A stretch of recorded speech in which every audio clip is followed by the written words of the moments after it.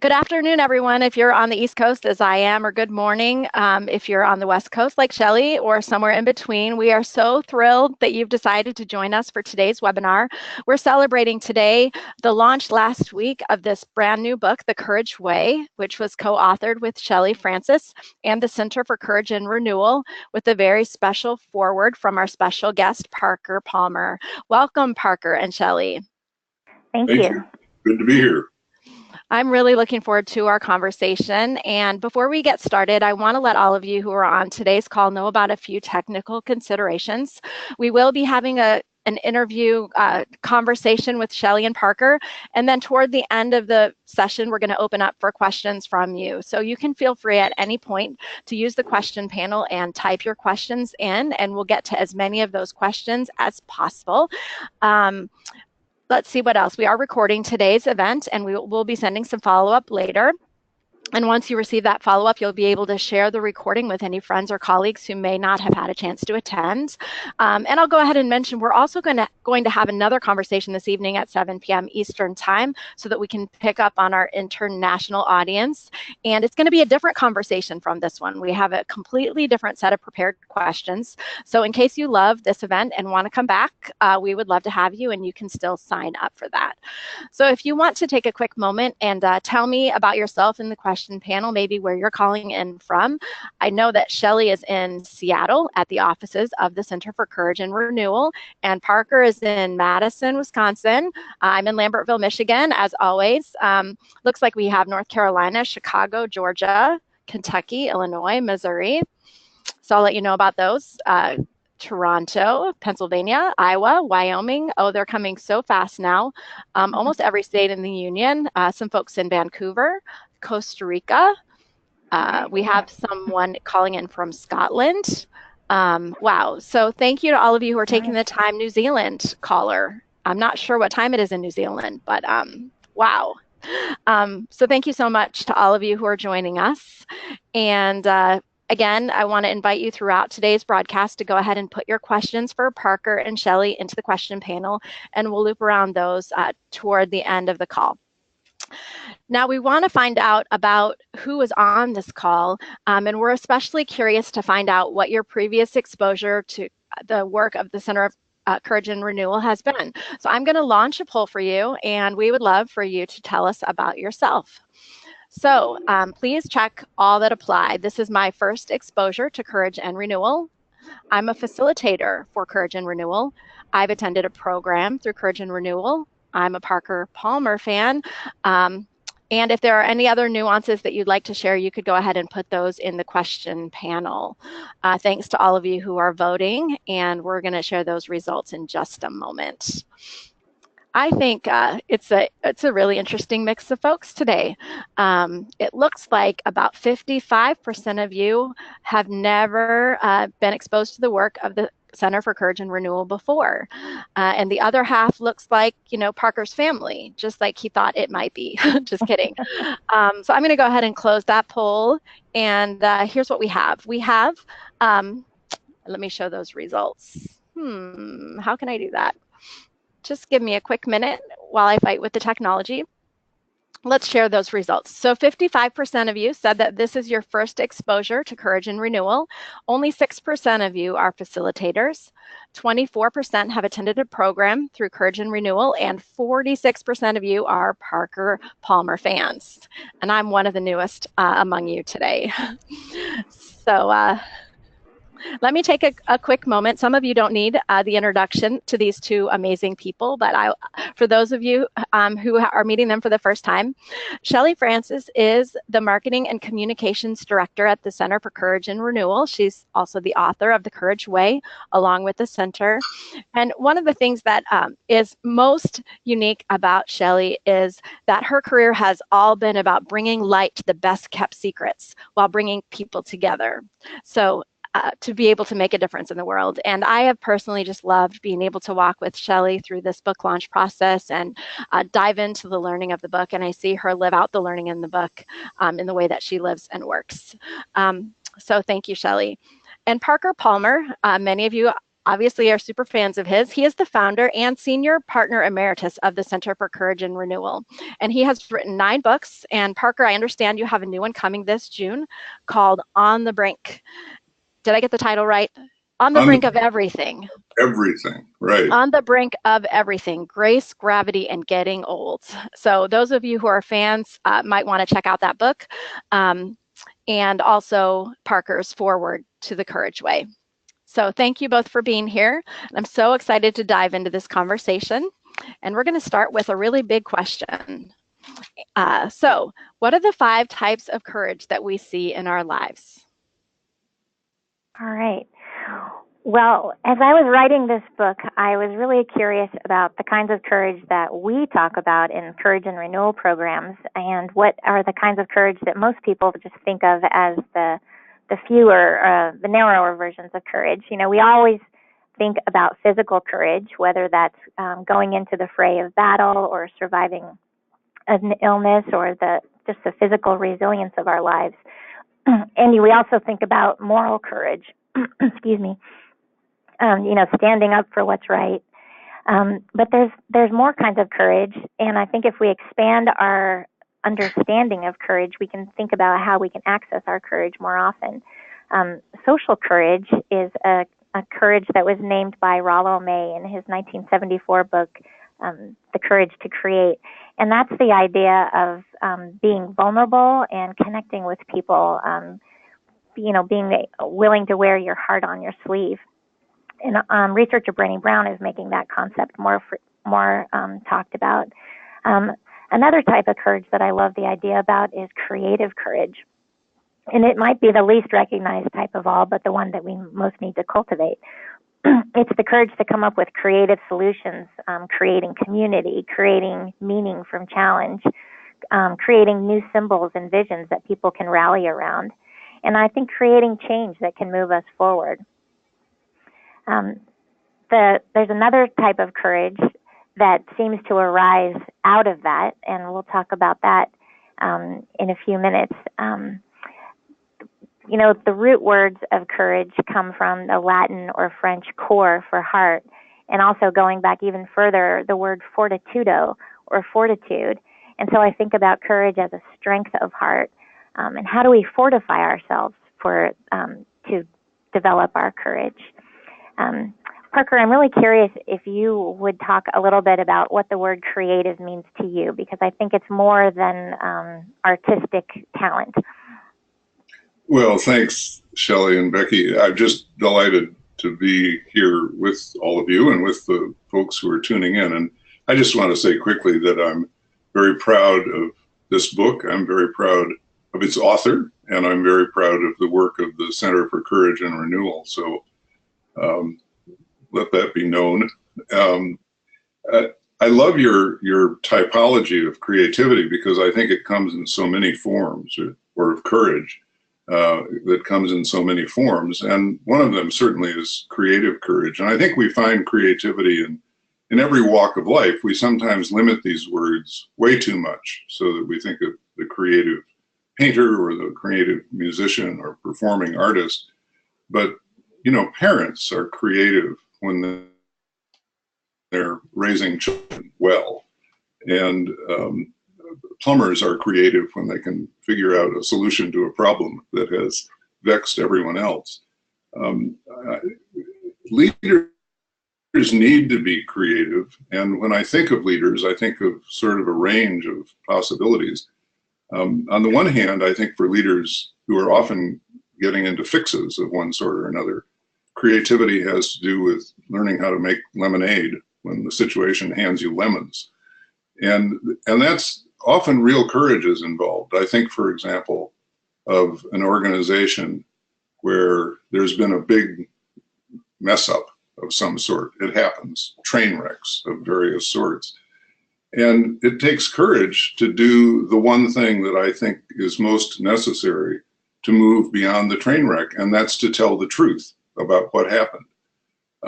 In our culture, we don't tell the truth much, because we want to cover up, and we want to, in professional life, we want to cover each other up, not break the code. But it's been a very creative thing, for example, in hospitals, when leaders had the courage to say, look, we make medical mistakes a lot. That's what makes hospitalization the 7th or 8th leading cause of death, ironically, tragically. So we need to create a penalty-free zone for reporting medical errors, not the errors that come because the surgeon was drunk, but the errors that come because we're human. And if we can establish a penalty-free zone for being human and admitting our mistakes, we can then introduce systemic corrections that will keep that particular error, medical error, from happening more often. So there's that kind of courage. It takes guts for a leader to stand up and say, I no longer am willing to reward hiding secrets out and having each other's back. Instead, I want to reward honesty. It sounds like a no-brainer, but I think everybody knows in our culture it isn't. And then all the way to the other end, where the leader can give up ego enough to say, the only way to get creative here is to bring people together, to think it through together. Because under the right circumstances, which don't always obtain, but under the right circumstances, all of us together are smarter than any one of us thinking alone. But, you know, there are leaders who love the role because it puts the spotlight on them all the time. And they want the cred, the street cred, for having the answer always. I think a courageous leader says, I don't always have the answer. I need all of you to pitch in on this, and we'll figure it out together. So that's what I think creative courage, or the courage to be creative, means to me. Well, that leads really well into the next question that we outlined. How does that creative courage inspire collective courage? And you've started to talk to that, Palmer. Shelly. Well, I love it, Parker, when you talk about the idea that we're all in this together and people coming together to collaborate. You know, creative courage might start with an individual who's taking a stand to live with integrity, but then they inspire more participation through, or a sense of voice and agency by many others. We've seen this with the Black Lives Matter and more recently the Me Too movement. I was first really inspired by this concept, or the phrase creative or collective courage, by an activist named Bree Newsom. Back in 2015, right after the Charleston massacre, she climbed the flagpole and took down the Confederate flag. And I saw a statement that she made in the Blue Nation Review. And she said, as you are admiring my courage in that moment, please remember that this is never not and never has been and never should be about just one woman. This action required collective courage, just as this movement requires collective courage. And so I think that she's calling us, we're all calling each other into a multi-leader movement, that we need to have all hands on deck. We need to have people who are engaged and feeling like they're living their purpose in a collective way that's making a bigger difference for a lot of people, for the greater good. Parker, I think about your movement model that some people know about, but what would you say are the conditions required to generate and sustain collective courage for the long haul? Yeah, well, without going into all the details of the movement model, which would take us longer than the hour we have to talk and then to receive comments and questions, I'll just say that I've done a 25, 30-year study of great social movements, the International Women's Movement, the Black Liberation Movement, movements for freedom in Eastern Europe and in South Africa and in Latin America. And in every one of those, something like the story you just told has actually happened. Somebody representing lots of other somebodies has kind of broken out with their personal truth. Either the woman who needs to climb the flagpole and haul down the Confederate flag, or the woman who famously kept her seat on the bus in Montgomery, Alabama, when she was told that she would go to jail if she stayed there. And in that case, the community rallied around her, and all of her previous training in nonviolence, I'm talking about Rosa Parks, of course, kicked in.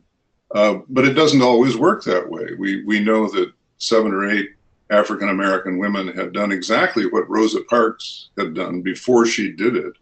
And they simply got ticketed or spent a few hours in jail, and nothing, the community wasn't there. And that act of individual courage didn't happen. But I think I'm really glad, Shelly, that you lifted up early here this notion that by leadership, we don't just mean the person who bears the title of leader. It's absolutely critical that we think about non-positional leaders. In fact, in today's America, by my best lights, we absolutely need non-positional leadership to get us out of the increasingly deeper hole that we're getting into. We need citizen activists, citizen leaders. Just as in schools, there has been a call for some years now for teacher leaders who will organize around what's best for kids, rather than around the standards or mandates handed down from decision-making tables where one thing is always true: there's no teacher at the table. And so the decisions are being made by the people who know the least about education rather than folks who know the most.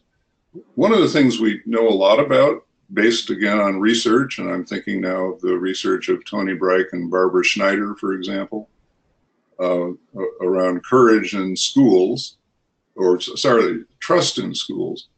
We know that something called relational trust is the key ingredient of mission success in any organization. You can throw $1 million at an organization and ask it to achieve goal X in the next 12 months. And if there isn't relational trust there, and if there isn't a leader who's building relational trust day in and day out, you know exactly what's going to happen to that $1 million by the end of the year. No new goals will have been achieved, but people in the building will have spent the year fighting over who gets the most of that $1 million, who gets the biggest slice of the pie. So relational trust, in a way, takes us right back to the earlier conversation about courage and creativity. We're smarter together than we are alone. And in order to work effectively together, we need that kind of trust that transcends ego, that transcends greed, that transcends self-interest, and all of which is ruining or has ruined too many of our institutions. This institutional logic of self-promotion, self-preservation, and self-protection. And so we need people to break through that with relational trust and put their heads out the window and say, we're not going to take this anymore. That's really helpful. I want to pick up a question on collective courage that came into the panel while we're still on the topic of collective courage, if you don't mind. Jane is wondering how we can develop collective courage to listen to others whose ideas, values, etc. may differ from ours. Great question. Shelly, you want to take that? Well, that's a big question. Crossing lines of difference and keeping an open mind. We have some practices called touchstones that do exactly that, that help us listen to each other in a non-judgmental way. There's 3 specific touchstones that come to mind, even though there's a larger circle of those. The first one is the idea of turning to wonder when the going gets tough. Turn to wonder. And so if you're listening to somebody and you think, wow, what's going on with that person? I wonder what it is in this story that's triggering something for them, or I wonder what this is telling me about myself. That gives a moment of pausing and just a moment of grace so that you can continue to listen without judging what the other person is saying. You can think too about, I'm not here to fix or save or advise that person. I'm here to just listen and get to know this person's story. The third practice would be to follow up with an open, honest question and to ask, well, tell tell me more about that, without wondering, not asking a leading question, trying to get them to answer something that you want them to say, or a yes or no kind of question, but truly an open, honest question that will just generate more conversation. Those three are a really good start, so that we can start hearing what's behind our actions, or what are the values that we are bringing to the table. What are some things from our past that are giving us passion or heartbreak for a certain situation? I think just having generative conversations like that is a really good start. Well, and I was reading some of the book last night, anticipating today, and I loved really understanding the interplay between open-ended questions and then not rushing into fix. Right. And I found that to be a really insightful part of the book. We have all of that is very important to me as well. Just to throw in one more kind of answer, if I think about my own life experience and think about the possibility that I could have spent the last 79 years talking with no one other than members of my own tribe, what's very clear to me is that I would know -10 about life, about myself, about the world, because when you keep recycling the same ideas that are formed by people who are formed by the same culture that formed you, you simply don't get a broader view of the world. And when you don't get a broader view of the world, you don't have those places to stand where you can get a truer picture of yourself. It's just interesting to me how knowledge of the world and knowledge of yourself interrelate. So I think I have a tremendous amount of self-interest invested in not having shootouts with people who differ from me, but rather, as Shelly was suggesting, inquiring into them, either silently or actively. And I think one of the best ways to inquire into them, or us, there's a poet who has a wonderful line, I wish I could remember her name. She says, "Are we not of interest to each other?" And we are, of course. We're of great interest to each other once we take off the armor of fear that keeps us from going there. But one of the best ways I know is to ask the person to tell me a story about his or her life that will help me understand why he or she believes what they believe. We do a lot of that in circles of trust too. We invite autobiographical stories. And as has often been said, the more you know about another person's story, the less possible it is to dislike, distrust, or dismiss them. And in my mind, in our world, every step you can take toward not disliking, distrusting, or dismissing another person is an absolutely critical step for the well-being of the whole and for your own well-being. At age 79, I think about my own mortality a bit more than I did when I was 29.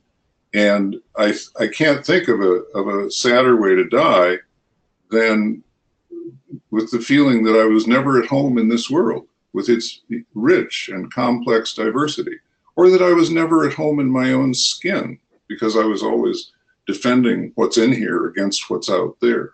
That's sad. And unfortunately, there are people who go that route.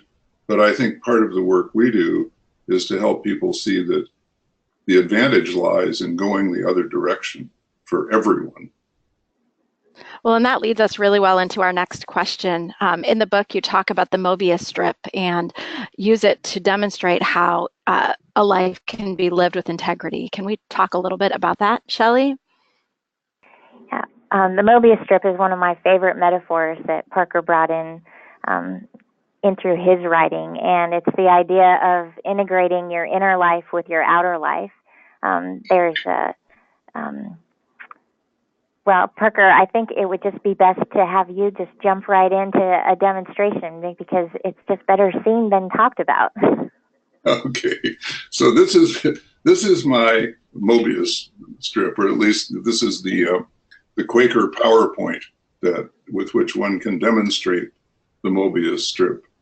And it's interesting. I learned from Delta Airlines the other day that I've achieved 1 million miles. So this Mobius strip has traveled 1 million miles with me over the last like 100 years.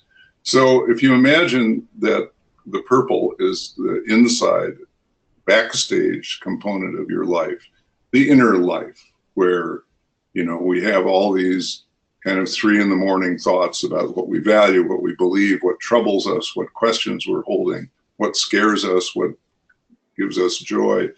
And then the other side of the strip is the white side, is your external life, the side of you that faces the world, where values and beliefs and so forth get confusing. But what most of us care too much about is things like impact. Am I making a difference? Influence, you know, am I nudging things along?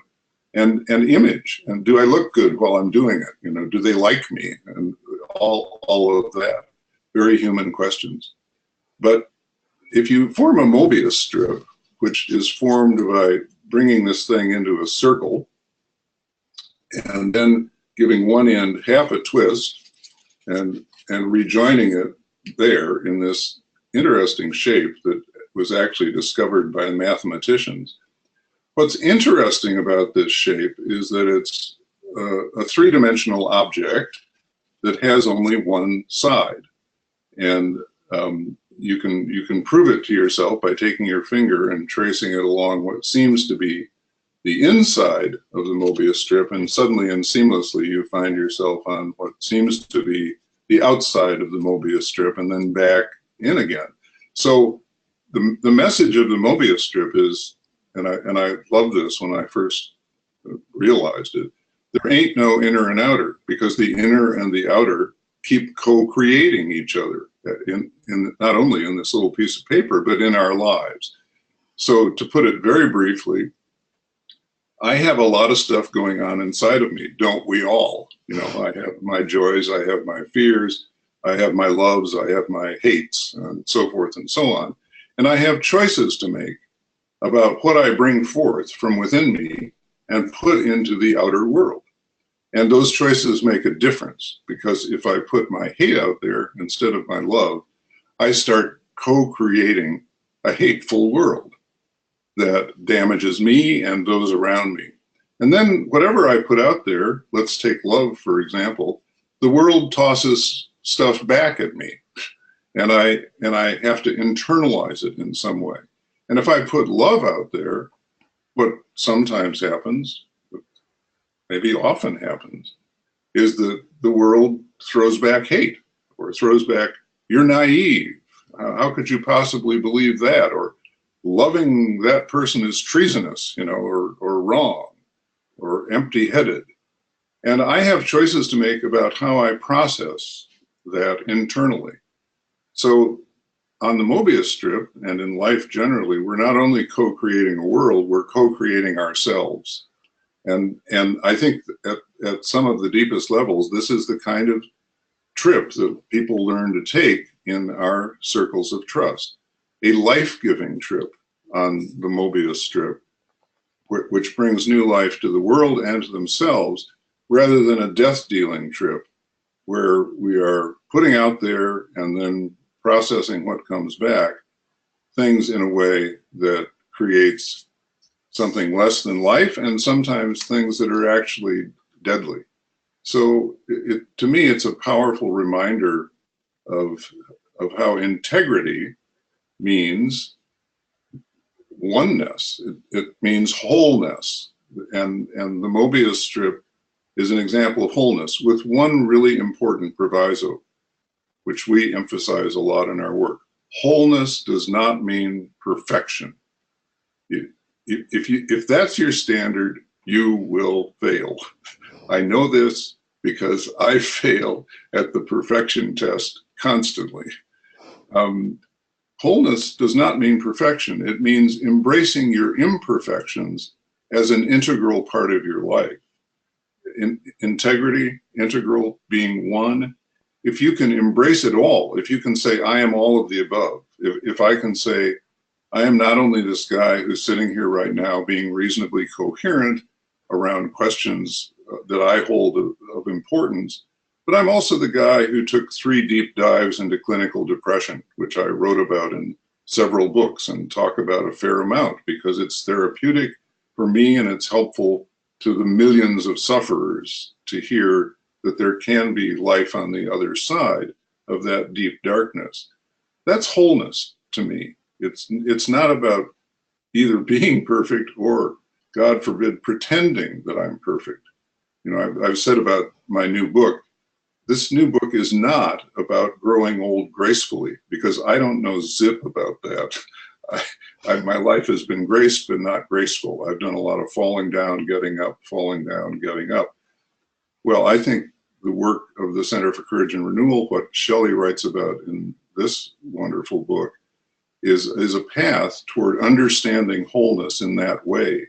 Because in that circle, we hear stories of brokenness and of struggle. And we start realizing we're all in this together, and in some way we all have the same story. Wow, that's really helpful and encouraging too. And I know I'm not taking notes, but I want to. We should be tweeting this. Wholeness is not perfection. So that Mobius strip metaphor is so powerful and provides a new way for all of us to think about life and leadership. And I understand, Parker, even just from a quick visit to your Facebook page today, that poetry is another way that we can think beyond the box. So let's speak for a few minutes about ways leaders can use the arts like poetry to increase their effectiveness. Well, as I was interviewing leaders for the book, I came across a lot of CEOs who were fans of poetry and had started using it in their work. And it's such a surprise for people who are in a meeting to have the boss show up and start a meeting with a poem. One physician leader that I met, he said that when he greets new employees into the organization, and it might be a room of 200 new employees starting at a time, that he'll start with a poem just to set the tone that this is something different, that he's expecting a different kind of creativity. Another CEO that I talked to has a poetry app, and he uses it to inspire himself every day. He just kind of keeps an eye on it. There's other stories that when you're stuck in a meeting. If you start a meeting with poetry, just to have a conversation, a moment of reflection, it's a chance to tell somebody a little bit about what's important to you. It generates different parts of the brain to be engaged. And then it's something that you can even point back to, and it kind of gives you a common language that you can refer back to. One doctor was talking about a Rilke poem that was used in a meeting, and there's a line in it that says, "No feeling is final." And a couple hours later, at the end of a rough meeting, one of his team members said, "Hey, don't forget, no feeling is final." And so he was happy that that moment of poetry could come back and encourage him at a moment that was a little on the rough side. Parker, I know that poetry is an important part for you in your reflective life. What are some ways that conversations become more generative when we bring something in like a poem? Well, I think we experience that, as you know, Shelly, all the time in circles of trust. And I think the reason is that when you put a good poem in the center of the circle, as it were, and everybody actually has it in their hands, and we explore that poem. The question is not, what did the poet mean by this? That's a kind of academic question. Our question is, what does this poem mean to you? What does this poem evoke in you? Where does it intersect your life? And what does it allow you to hold that would be hard to hold otherwise? When you mentioned the medical context, and people in medicine, physicians, for example, everyone involved, hold some very hard questions, like a patient dies, and it happens regularly. How do you hold that as you go through the day? And we've had physicians who lead resident programs or who lead grand rounds say, I started using a poem or two that was used in my circle of trust that sort of holds the question of death, and in a metaphorical way. And that has allowed me to hold that with other folks who were involved in the death of that patient. We read that poem. We talk about this death not in clinical terms, but in terms of personal meaning, facilitated by a poem that isn't a textbook on how to do anesthesia or how to do thoracic surgery, but that is a textbook about human life, about human emotions, that allows us to hold very hard questions in something other than an academic way. I like to quote Emily Dickinson, as you know, Shelly, who famously said, "Tell the truth, but tell it slant." And that's so different from the academic training I got, where you never do anything on the slant. Every question that's put in front of you, you run at with full speed with all your analytic tools in hand. And there are a whole lot of life questions where that just results in slamming into a wall, and then having to pick yourself up because you didn't go to it on the slant in a way that might allow you to get through it or under it or around it in a creative and generative and life-giving way. So when we hold things in metaphors, go to a great piece of theater and have the experience of, my gosh, this playwright lived 100 years before I was born, and yet he or she is writing about my life. How does that happen? Well, that's what art does. Art creates containers for holding our lives and looking at them in new ways. And for us, as you know, Shelly, in Circles of Trust, as you know very well, you've written about it, you've been there, you've done it. In Circles of Trust, we use a lot of the arts and metaphorical material to do exactly that. Well, I have a question that's in the moment, so I want to address it while we're talking about poetry. Nick is wondering if you have any suggested sources or poets to begin exploring this, if you're a leader who wants to incorporate poetry. Well, I know that I like to subscribe to the poets.org website because that gives me a poem a day in my inbox. You can sign up for that and be introduced to poets from all walks of life and all different centuries and decades. I think it takes time to find somebody that you resonate with, but some of our favorite poets are Rilke, William Stafford, Maya Angelou, Mary Oliver. It just kind of goes on and on. There's a poet from Wales named William Ayotte, who is one of my favorite poets. He wrote a book called Email from the Soul, and it's poetry that speaks to the business leader. It's very relevant and new and fresh today. So some of his poems are in the book. When we were talking earlier about Parker's Facebook page, I happened to notice that he regularly shares poems there. So you could take a look at Parker's fan page on Facebook as a place for poems. Parker? Yeah, thank you, Becky. Yeah, I do a couple times a week. I'll post a poem and a little commentary on it. And I usually dude it up with an image. It's my art form, for a guy who was told he was bad at coloring in grade school. This is my art form. That was a great list that Shelly offered and great suggestions. I'll just share with people my favorite collection of poetry in terms of its title. This is a collection of poetry by Tony Hoagland, who's a wonderful poet, with a title I really envy. The title of his collection is What Narcissism Means to Me. I wish I'd written a book with that title. That's a great title. And we do have a request from Elise that we compile the list that you just shared, Shelly, and put it in our follow-up email so we can be sure to make that edit so that people who are listening will be able to access those resources. Great. And on our Courage and Renewal website, we have quite a few poetry resources, too, and how to use poetry, and we can add that link to it as well. We've done some poetry anthologies that are poets that leaders love and their reflection on how they use those poems. Wonderful. Yeah. Thank you, Shelly. Fire, and I've lost the title of the other one. Leading from Within and Teaching with Heart and Teaching with Fire. Yeah, so a bunch of them. So Parker, you were referencing how poetry is really important because it gives us containers through which we can process those difficult questions in our lives. And part of that is taking care of ourselves as leaders. So I was wondering if we could spend a few minutes talking about how leaders can embrace the need for self-care and model self-care to their followers.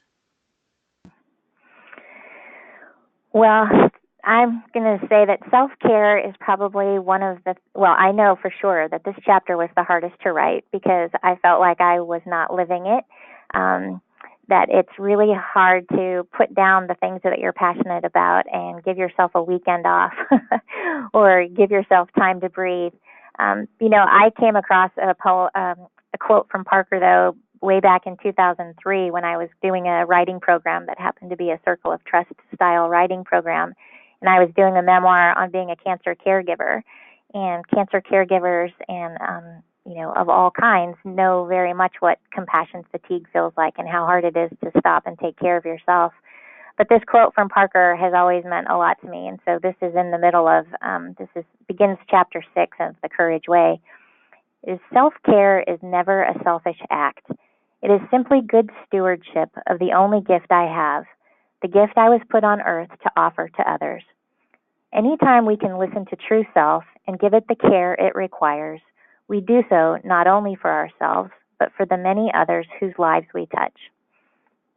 Parker, that was from Let Your Life Speak, and that became a mantra for me for years, and I still just shorthand it. Self-care is never a selfish act, and sometimes at work we say, I need to invoke the self-care clause because I need a day off in the middle of a busy project, or Right. and I think it's important for people to think beyond the idea of self-care as purely physical, just like courage is not just physical courage or moral courage, but we're talking about care of true self. And we haven't talked a lot about the idea of true self today.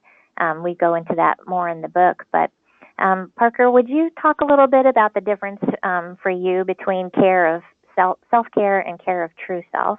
And what's one way that leaders can care for their true self? Yeah, well, thank you, Shelly. I'm touched, that quote meant a lot to you. Of course, I've known that, but it's just lovely to hear it again in this context.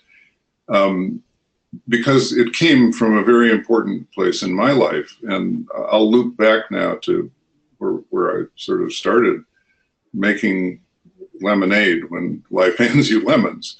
For me, that really came out of my experience of clinical depression, which had come about in part. I mean, I think depression is a very complex thing. Anybody who says they fully understand it is not telling you the truth, and you can stop listening to them at that point. It has genetic components, it has brain chemistry components, it has situational components. There's a lot we don't know about it, and it's hard to tell what the mix of causal factors is. But in my case, I'm pretty clear that my depressions had to do, with situations that I had gotten myself into, with situational elements of my life, and and it's a devastating experience to go there once, twice, three times into this, what essentially is an annihilation of self. It took me 10 years before I could write about it or speak about it, because I don't think you should do that until it's something like that is fully integrated into your own sense of who you are. But that very journey is a journey to true self. It's a journey to peeling back the layers of your masks, your false images, the face you've presented to the world that isn't anywhere near the whole of who you are. And incidentally, I'm not saying don't hold any secrets. I mean, Jung said the soul needs its secrets. There are some things that if you put them out there, they get distorted and they get stylized in some way that falsifies the experience for you. But once I realized, I'm okay with saying to people, I am all of the above. I am my light and I am my shadow. I am whatever I've done well, and I am all the holes I've fallen into. that became an act of self-care for me, and an act, I call it a therapeutic act. But it also turns out that of all the things I've written, a chapter in Let Your Life Speak, a little tiny book about my experience with depression, is probably the one thing I hear the most about. I hear professionally about other books, but that chapter evokes a really heartfelt response from a lot of people. So self-care, I think, loops right back to a certain kind of truth-telling about who we are and how we are. We have this wonderful William Stafford poem called A Ritual to Read to Each Other, which is all about not trying to fool each other about who we are, because when we do, we get led in the wrong direction. As William Stafford says, we follow the wrong star home. And of course, then you never get home. So I think self-care is a lot about self-truth and sharing it in ways that are appropriate to the situation and that make you feel whole and help other people feel whole. As I've often said, the best words that have ever been spoken to me when I've been in a broken condition are "Welcome to the human race." That's part of what it is to be human. And those are the words I hope to speak, and I think in our work we speak to other people. Welcome to the human race. And I'll just conclude by quoting that line that always comes to me when I talk about this stuff from Leonard Cohen. Ring the bells that still can ring. Forget your perfect offering. There's a crack in everything. That's how the light gets in. Those are powerful lines when you stop and think how that might apply to my own life. If I just ring the bells that still can ring and forget my perfect offering, and then start to realize, yeah, there is a crack in everything, and that's how the light gets in. That's back to relational trust. We don't connect with each other around reciting our list of successes. We do connect with each other around what we struggle with, what feels like our defeat, what we're trying to rise up from. That's where the human connection occurs. And if we play games that none of that is going on, there is no relational trust. And relationships fall apart, organizations fall apart when we're playing games of that silly sort. The call to every one of us is be a grown-up and go there. Wow, that's really powerful and helpful. We're going to shift now to taking some questions from attendees, and we've had very many of them put in throughout the event. Some we touched on in the moment and some we left for later. And so I'll do my best to bring as many of the questions as I can in the time that we have remaining. And we would also welcome you to come back to our second conversation in just a few hours from now. And perhaps there's a way through the blog at the Center for Courage and Renewal that some of these questions could also be answered. So here's one. Doug is wondering, what is your experience of the dance between vulnerability and courage in a culture that reveres strength and a knowing mind? Mm-hmm. I'll just take a quick shot at that one. I'm really, really clear that the strongest people are the people who can be vulnerable. That requires strength. And I think if you do that, if you become vulnerable with awareness, with full awareness of your responsibilities in the situation, then people do perceive strength in you, and you not only can continue to lead, your leadership can be deepened. I'll give you just a quick example, which has to do with the way we prepare or train the facilitators for our organization, 300 plus of them around the world right now. We always say to them, you need to be part of this process yourself. You need to be not only the facilitator of the process, but a participant in it. Because if you're asking people to be vulnerable, but you're not willing to be vulnerable yourself, why should they trust you? How do you create a circle of trust when the leader isn't trusting enough to be vulnerable?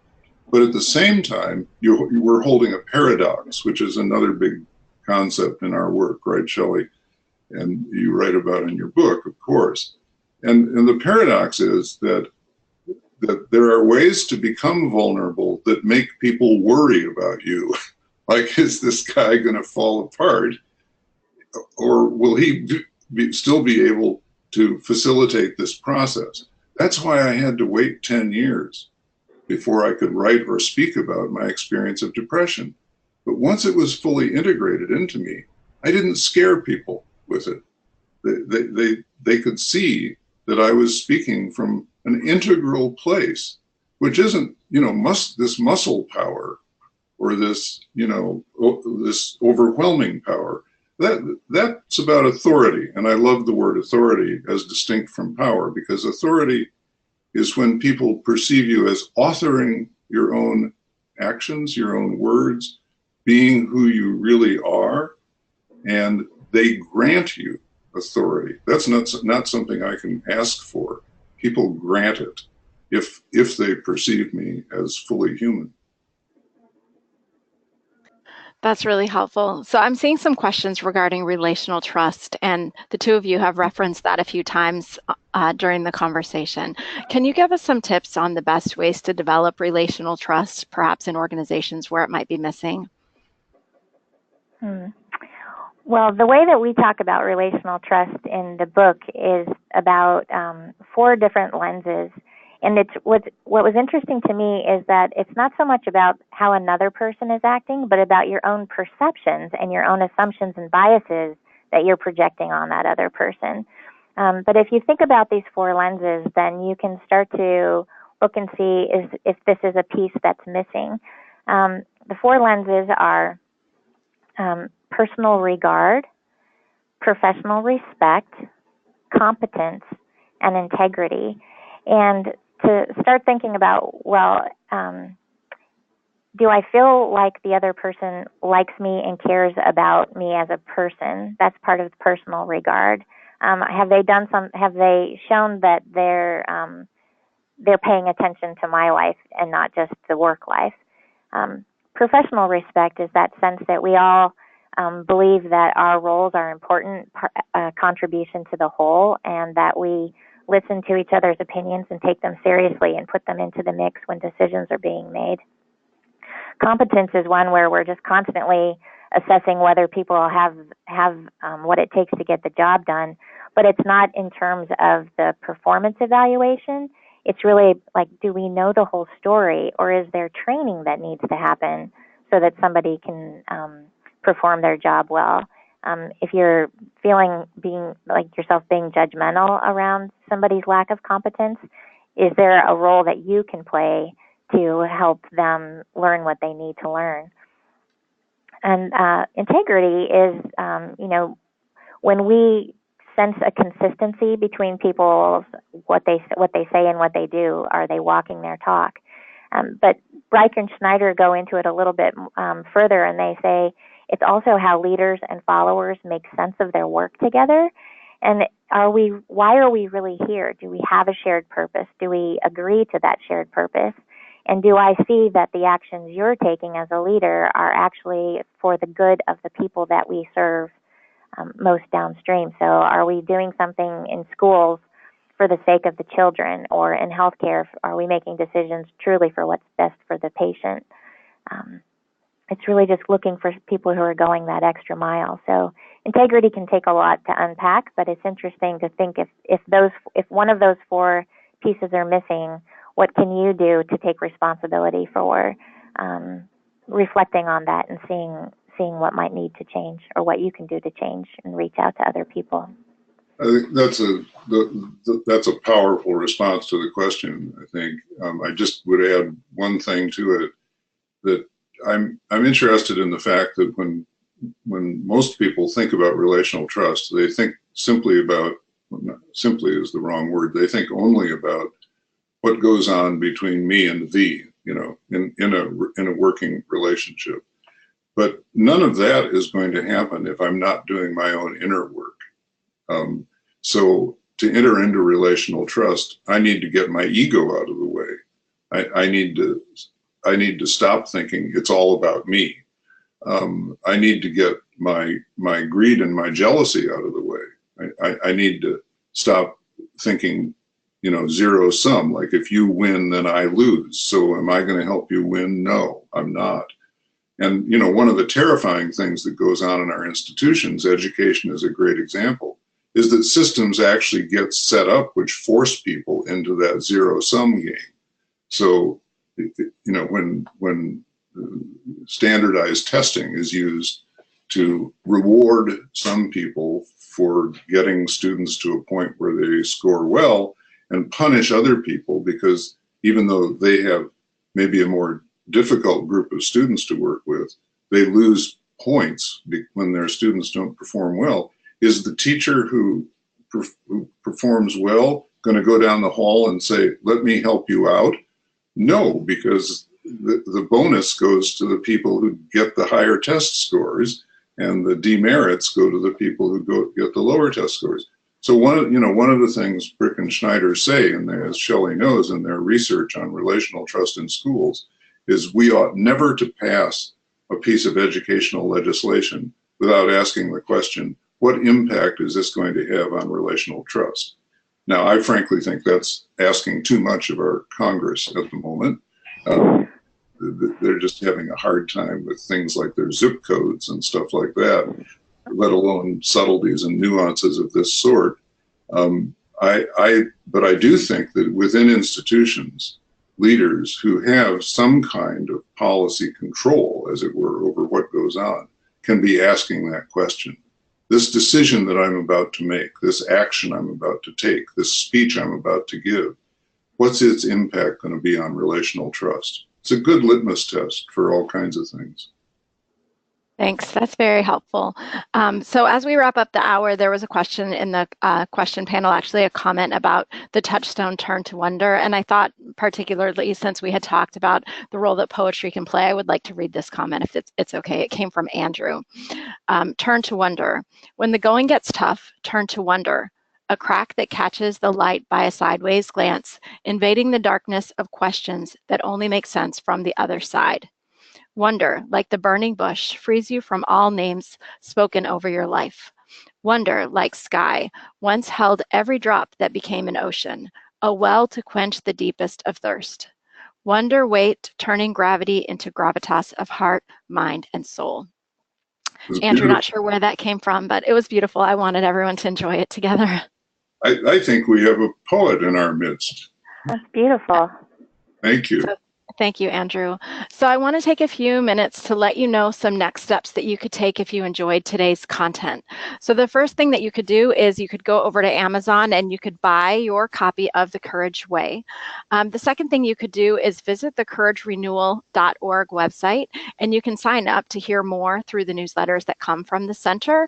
And Shelly also referenced at that website, you'll find some poetry resources. You can follow both the Center for Courage and Renewal and Parker J. Palmer on Facebook, and you can explore the center's online resources, retreats, and programs. We want to thank you so much for your interest and attention and participation in this webinar event, and another next step could be to join us again in just 6 hours when we have a completely different set of questions that we're going to discuss that highlight the content from the Courage Way. Shelly and Parker, thanks so much for being here. Thank you, Becky. Thanks, Parker. Thanks, everybody. Bye, everyone.